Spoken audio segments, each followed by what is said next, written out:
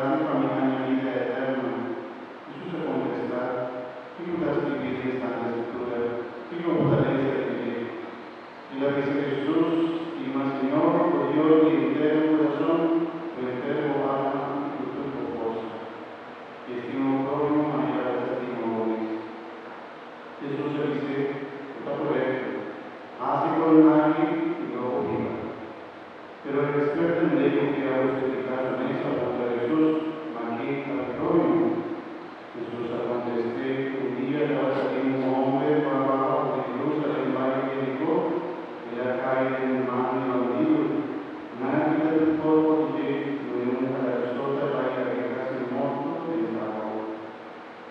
Ahora sucede que un sacerdote estaba trabajo para que me camina, por la amiga del hombre que la cruz camina y pasa para la guerra. Un levita también llega en la guerra y mira al hombre que la cruz camina y pasa para la guerra. Ma un samaritano estaba tagliata, que llega camina y el hombre traba.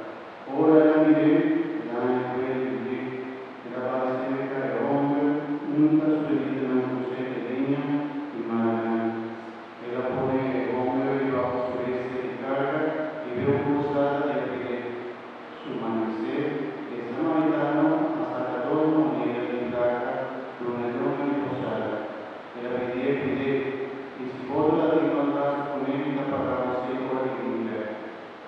Jesús se concluye a vos, ¿cuál es la acto como prójimo de hombre por bandido en la nada? El experto en ley va a responder, Jesús rompe misericordia. Mire, Jesús dice,